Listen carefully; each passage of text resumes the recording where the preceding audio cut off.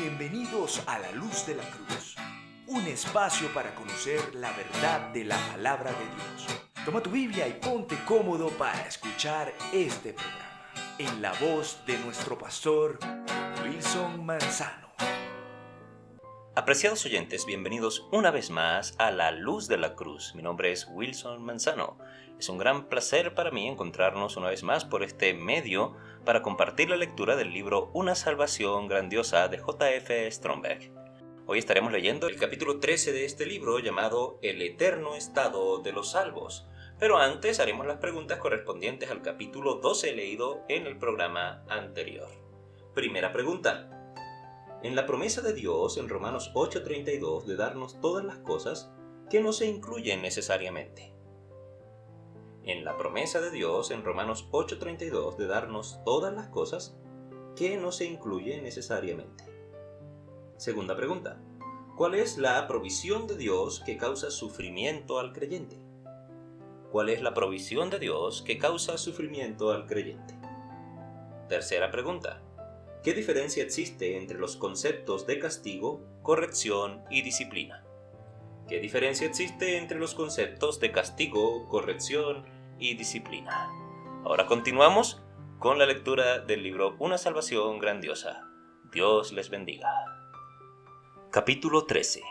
El estado eterno de los salvos. Muchos de los que se llaman cristianos dicen que no les preocupa el porvenir, que lo que les interesa es el presente. La Biblia enseña, sin embargo, que el porvenir es lo que tiene más importancia. En primer lugar, la vida presente se limita a un tiempo de unos pocos años, mientras que la vida futura abarca toda la eternidad. En segundo lugar, aunque el creyente pueda disfrutar de algunas bendiciones de la salvación en el cuerpo presente, queda siempre la presencia del pecado y sus consecuencias funestas de pobreza, enfermedades, muerte y dolor, de las cuales no puede uno escapar en esta vida. El hecho es que la existencia en este mundo de los que son salvos no es nada más que un periodo de preparación para ir a un estado eterno.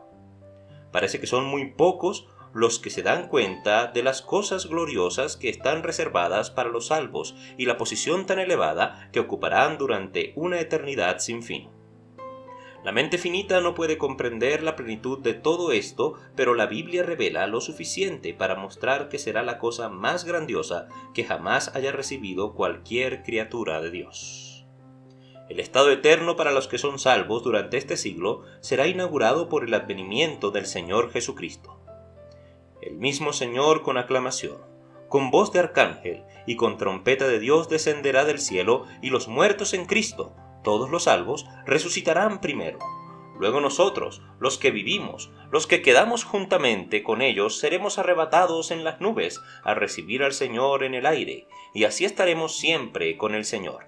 Primera Tesalonicenses, capítulo 4, versos 16 y 17. Todos ciertamente no dormiremos, es decir, morir, mas todos seremos transformados en un momento, en un abrir de ojo, tocada la trompeta, y los muertos serán levantados sin corrupción, y nosotros seremos transformados. Porque es menester que esto corruptible sea vestido de incorrupción, y esto mortal sea vestido de inmortalidad. Y cuando esto corruptible fuere vestido de incorrupción, y esto mortal fuere vestido de inmortalidad, entonces se efectuará la palabra que está escrita: sorbida es la muerte con victoria. 1 Corintios capítulo 15, versos 51 al 54. Esta es la bendita esperanza que ahora esperan los creyentes. Cuando esto se haya efectuado, entonces Dios, por su obra salvadora, habrá quitado toda pizca de los resultados del pecado de Adán, incluso la corrupción y la mortalidad.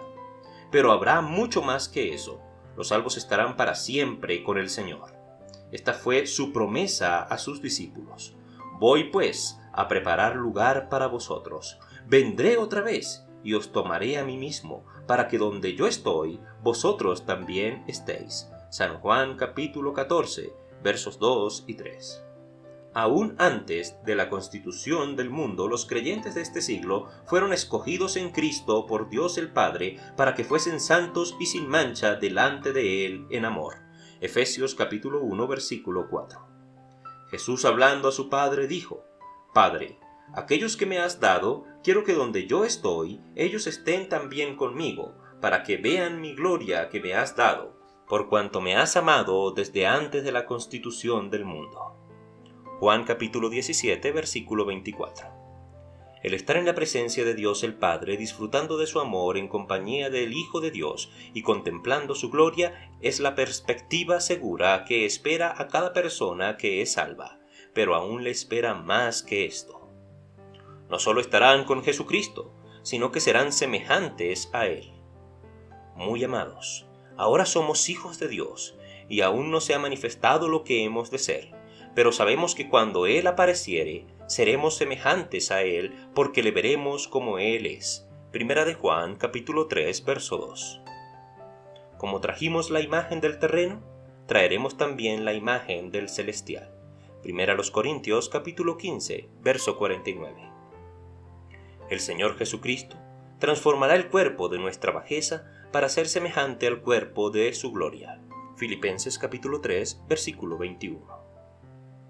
El ser transformados a la imagen del Hijo de Dios sugiere una posición muy gloriosa, y así lo es, puesto que el llamamiento del Evangelio es para alcanzar la gloria de nuestro Señor Jesucristo.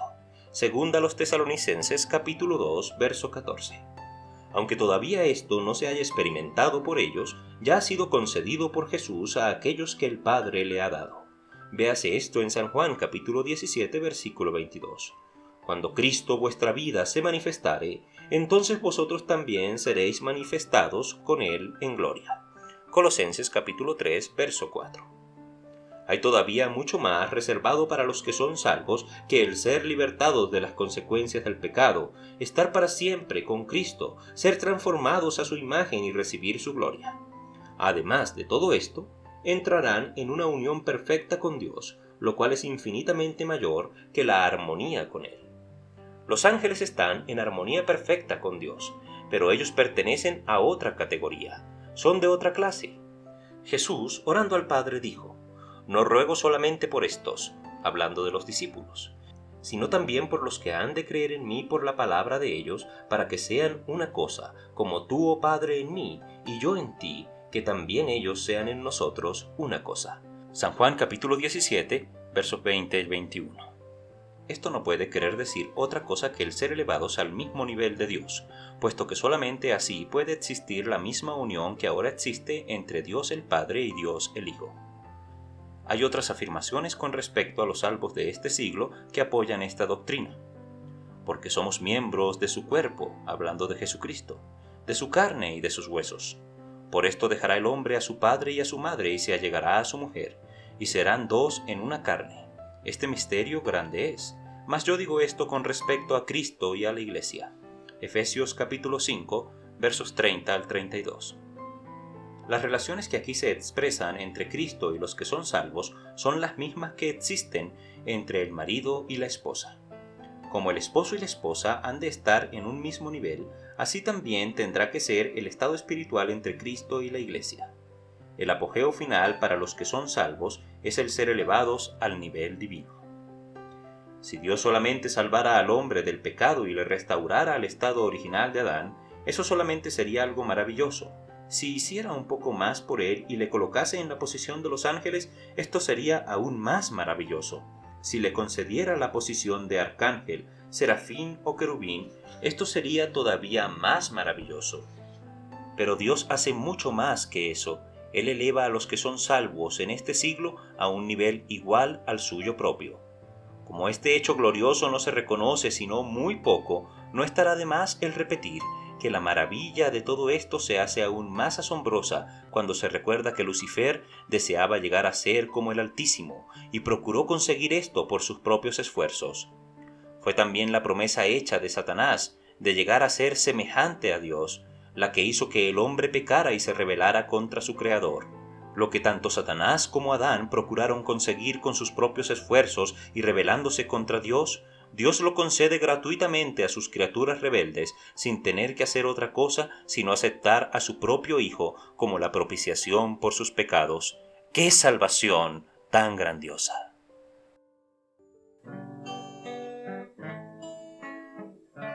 Agradecemos su sintonía. Nos encontramos en una próxima oportunidad a la luz de la cruz. Denominación Evangélica Alianza de Colombia.